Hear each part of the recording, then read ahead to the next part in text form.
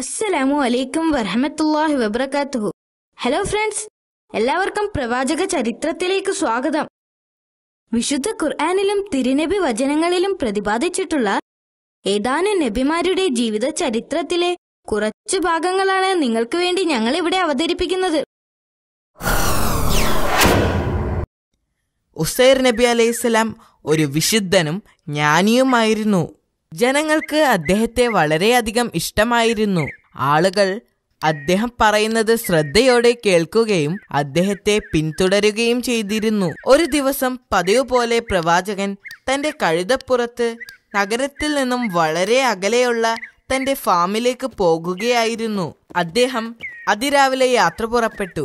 മരുഭൂമിയിലൂടെ തന്റെ കഴുതപ്പുറത്ത് കുറെ ദൂരം സഞ്ചരിച്ചു. അത് നല്ല ചൂടുള്ള ദിവസമായിരുന്നു. സൂര്യൻ കത്തിക്കൊണ്ടിരിക്കുകയായിരുന്നു. ഉച്ചയോടെ അദ്ദേഹം ഒരു ചെറിയ പട്ടണത്തിൽ എത്തിച്ചേർന്നു. അവിടെ ആരും ജീവിച്ചിരിപ്പില്ലായിരുന്നു. തകർന്ന കെട്ടിടങ്ങളും ചുവരുകളും കിണറുകളും മനുഷ്യരുടെ ധാരാളം അസ്ഥികളും അദ്ദേഹം അവിടെ കണ്ടു. പ്രവാചകന് നല്ല ക്ഷീണമുണ്ടായിരുന്നു. ആ പട്ടണത്തിൽ കുറച്ചു സമയം വിശ്രമിക്കാൻ പ്രവാചകൻ തീരുമാനിച്ചു. അദ്ദേഹം കഴുതപ്പുറത്തു നിന്നും ഇറങ്ങി ഒരു മരത്തണലിലിരുന്നു. പ്രവാചകൻ തന്റെ ബാഗിൽ നിന്നും പഴങ്ങൾ എടുത്ത് തിന്നാൻ തുടങ്ങി. കുറച്ചു സമയം അദ്ദേഹം അവിടെ ഇരുന്നു. അതിനുശേഷം എഴുന്നേറ്റ് ചുറ്റും നോക്കി. പിന്നീട് ചുറ്റിലും കൂടിക്കിടക്കുന്ന അസ്ഥികൾ അദ്ദേഹം ശ്രദ്ധിച്ചു. അള്ളാഹു എങ്ങനെ ഇവരെ വീണ്ടും ജീവിപ്പിക്കും? അദ്ദേഹം ജിജ്ഞാസയോടെ ചിന്തിച്ചു. പ്രവാചകൻ ഇങ്ങനെ ചിന്തിച്ചത് അള്ളാഹുവിലുള്ള അവിശ്വാസം കൊണ്ടല്ലായിരുന്നു, മറിച്ച് ആകാംക്ഷ കൊണ്ടായിരുന്നു. അദ്ദേഹം ചിന്തിച്ചത് അള്ളാഹു മനസ്സിലാക്കിയപ്പോൾ അള്ളാഹു തന്റെ ശക്തി അദ്ദേഹത്തിന് കാണിച്ചു കൊടുക്കാൻ തീരുമാനിച്ചു. അതിനുവേണ്ടി മരണത്തിന്റെ മലക്കിനെ പ്രവാചകന്റെ അടുത്തേക്ക് അള്ളാഹു അയച്ചു. മലക്ക് പ്രവാചകന്റെ അടുത്ത് വന്ന് അള്ളാഹു പറഞ്ഞതുപോലെ പ്രവാചകന്റെ ജീവനെടുത്തു. പ്രവാചകൻ ജീവനില്ലാതെ ഏകദേശം 100 വർഷക്കാലം അവിടെ കിടന്നു. അതിനിടയിൽ പ്രവാചകന്റെ കഴുതയും ചത്തുപോയി. ആ 100 വർഷത്തിനിടയിൽ ധാരാളം മാറ്റങ്ങൾ സംഭവിച്ചു. 100 വർഷങ്ങൾക്ക് ശേഷം അതേ മലക്കിനെ അള്ളാഹു അദ്ദേഹത്തിന്റെ അടുത്തേക്ക് വീണ്ടും അയച്ചു. മലക്കെത്തി പ്രവാചകനെ മരണത്തിൽ നിന്നും വീണ്ടും പുനർജീവിപ്പിച്ചു. പ്രവാചകൻ കണ്ണുകൾ തുറന്നപ്പോൾ അദ്ദേഹത്തിന്റെ മുൻപിൽ മലക്ക് നിൽക്കുന്നുണ്ടായിരുന്നു. നിങ്ങൾ എത്ര കാലം ഉറങ്ങി? മലക്ക് ചോദിച്ചു.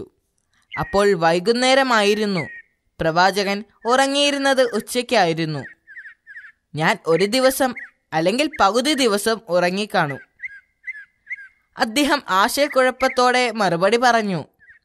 നിങ്ങൾ 100 വർഷമായി ഉറങ്ങുകയായിരുന്നു, മലക്ക് പറഞ്ഞു. അത് കേട്ടപ്പോൾ പ്രവാചകൻ ഞെട്ടിപ്പോയി.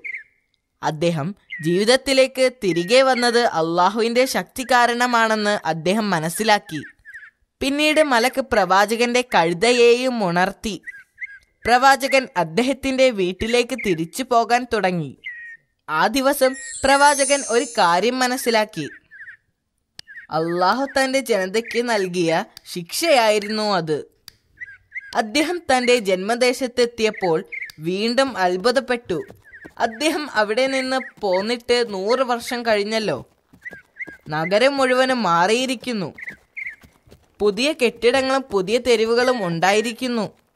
അദ്ദേഹത്തിന് ആരെയും തിരിച്ചറിയാൻ കഴിഞ്ഞില്ല. അദ്ദേഹം ആ കഴുതപ്പുറത്ത് നഗരത്തിലൂടെ സഞ്ചരിച്ചു. എന്നിട്ട് തന്റെ വീടിന് നേരെ യാത്രയായി. അദ്ദേഹം തന്റെ വീട്ടിലെത്തിയപ്പോൾ അവിടെയുള്ള ആരെയും അദ്ദേഹത്തിനോ അവർക്ക് അദ്ദേഹത്തിനെയോ തിരിച്ചറിയാൻ കഴിഞ്ഞില്ല. നിങ്ങൾ ആരാണ്? അവിടെ ഉണ്ടായിരുന്ന ഒരു സ്ത്രീ ചോദിച്ചു. ഞാൻ ഉസൈറാകുന്നു, അദ്ദേഹം അവരോട് പറഞ്ഞു. എന്നാൽ അവർ തല കുലുക്കിക്കൊണ്ട് പറഞ്ഞു അവർക്ക് അദ്ദേഹത്തെ അറിയില്ല എന്ന്. അവർ അവിടെയുണ്ടായിരുന്ന പുരുഷന്മാരോട് അദ്ദേഹത്തിനെ അറിയുമോ എന്ന് ചോദിച്ചു. അവർക്കാർക്കും അദ്ദേഹത്തെ അറിയില്ല എന്ന് പറഞ്ഞു. അപ്പോൾ അദ്ദേഹം അവിടെയുണ്ടായിരുന്ന വൃദ്ധയുടെ അടുക്കൽ ചെന്നു. അവർ അന്ധയാണെന്ന് പ്രവാചകൻ തിരിച്ചറിഞ്ഞു. ഈ വൃദ്ധ സ്ത്രീ യഥാർത്ഥത്തിൽ ആ കാലഘട്ടത്തിലെ തന്റെ വീട്ടുജോലിക്കാരിയായിരുന്നു എന്ന് പ്രവാചകൻ മനസ്സിലാക്കി. ഇത് ഉസൈറിന്റെ വീടല്ലേ? അദ്ദേഹം ചോദിച്ചു. അതെ, അവർ പറഞ്ഞു. എന്നാൽ ആളുകൾ അദ്ദേഹത്തെക്കുറിച്ച് കുറെ കാലമായി മറന്നു പോയിരിക്കുകയാണ്. 100 വർഷം മുൻപാണ് അദ്ദേഹം പോയത്. ഞാൻ ഉസൈറാണ്, അദ്ദേഹം അവരോട് പറഞ്ഞു, അള്ളാഹു എൻ്റെ ജീവൻ എടുത്തിരിക്കുകയായിരുന്നു. ഇപ്പോൾ 100 വർഷം പിന്നിട്ടു. അള്ളാഹു എൻ്റെ ജീവൻ തിരികെ തന്നിരിക്കുകയാണ്. ആ വൃദ്ധ സ്ത്രീ അദ്ദേഹത്തിന്റെ ശബ്ദം തിരിച്ചറിഞ്ഞു. പക്ഷേ അവർക്ക് ഉറപ്പില്ലായിരുന്നു. അവർ പറഞ്ഞു, അവർക്കെങ്ങനെ ഉറപ്പിക്കാനാവും? 1-2 വർഷങ്ങളല്ലല്ലോ, നീണ്ട 100 വർഷം കഴിഞ്ഞിരിക്കുന്നു. അവർ പറഞ്ഞു, അള്ളാഹു ഉസൈറിന്റെ പ്രാർത്ഥനയ്ക്ക് ഉത്തരം നൽകും. നിങ്ങൾ ഉസൈറാണെങ്കിൽ എനിക്ക് കാഴ്ച കിട്ടാനും എനിക്ക് നടക്കാൻ കഴിയാനും അള്ളാഹുവിനോട് പ്രാർത്ഥിക്കുക. പ്രവാചകൻ സമ്മതിച്ചു. അദ്ദേഹം സുജൂദ് ചെയ്തുകൊണ്ട് അള്ളാഹുവിനോട് പ്രാർത്ഥിച്ചു. എന്നിട്ട് അദ്ദേഹം എഴുന്നേറ്റ് വന്ന് വിരലുകൾ അവരുടെ കണ്ണിന് മുകളിൽ വെച്ച് പതുക്കെ തടവി. എന്നിട്ട് അദ്ദേഹം കൈകൾ എടുത്തുകൊണ്ട് പറഞ്ഞു, അള്ളാഹുവിന്റെ ശക്തിയാൽ കണ്ണു തുറക്കുക. എന്തൊരത്ഭുതം! അവർക്കിപ്പോൾ എല്ലാം കാണാൻ കഴിയുന്നു. പിന്നീട് അവർ എഴുന്നേറ്റ് പരസഹായമില്ലാതെ നടന്നു. ആ വൃദ്ധയ്ക്ക് ഭയങ്കര സന്തോഷമായി. അവർ സന്തോഷത്തോടെ പറഞ്ഞു, അതെ, നീ ഉസൈറാണെന്ന് ഞാൻ സാക്ഷ്യം വഹിക്കുന്നു. അപ്പോൾ ഉസൈർ നബി തന്റെ മക്കളെക്കുറിച്ച് അവരോട് ചോദിച്ചു. അവർ പ്രവാചകനോട് അവരുടെ കൂടെ ചെല്ലാൻ ആവശ്യപ്പെട്ടു. അവരൊന്നിച്ച് അടുത്തുള്ള ഇസ്രായേലിയൻ സഭയിലേക്ക് പോയി. 118 വയസ്സ് പ്രായമായ പ്രവാചകന്റെ മകനാണ് സഭയ്ക്ക് നേതൃത്വം നൽകുന്നത്. അയാളുടെ കുട്ടികളും ചെറുമക്കളും വരെ ആ സഭയുടെ ഭാഗമായിരുന്നു. ആ വൃദ്ധ സ്ത്രീ അയാളെ പുറത്തേക്ക് വിളിച്ചു. എന്നിട്ട് പ്രവാചകനെ പരിചയപ്പെടുത്തി. ഇത് നിന്റെ പിതാവാണ്, ഉസൈർ. അദ്ദേഹം തിരിച്ചെത്തിയിരിക്കുന്നു. ഞങ്ങളുടെ പിതാവ് മരണപ്പെട്ടിട്ട് ഏകദേശം 100 വർഷമായി. പിന്നെങ്ങനെ ഇത് സംഭവിക്കും? അവരാകെ ആശയക്കുഴപ്പത്തിലായി. ആ വൃദ്ധ സ്ത്രീ ആവർത്തിച്ചുകൊണ്ട് പറഞ്ഞു, നിങ്ങൾ കള്ളം പറയുകയാണ്. അദ്ദേഹത്തിന്റെ മകൻ പറഞ്ഞു, 100 വർഷം കഴിഞ്ഞ് എങ്ങനെയാണ് അദ്ദേഹം തിരിച്ചു വന്നത്? എന്നെ നോക്കൂ. അവൾ പറഞ്ഞു, ഞാൻ നിങ്ങളുടെ പഴയ ജോലിക്കാരിയാണ്. എനിക്ക് മുൻപ് കാഴ്ചയുണ്ടായിരുന്നോ? നീ എന്നെ അവസാനമായി കണ്ടപ്പോൾ എനിക്ക് നടക്കാൻ കഴിയുമായിരുന്നോ?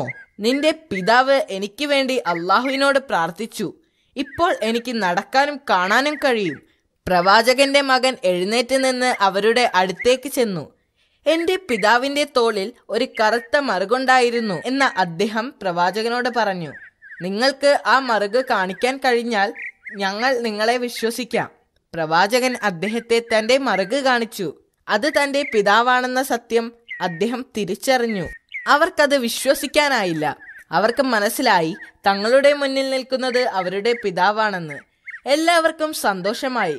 അവരിൽ കുട്ടികളും ചെറുപ്പക്കാരുമൊക്കെ അദ്ദേഹത്തെ ആദ്യമായിട്ടായിരുന്നു കാണുന്നത്.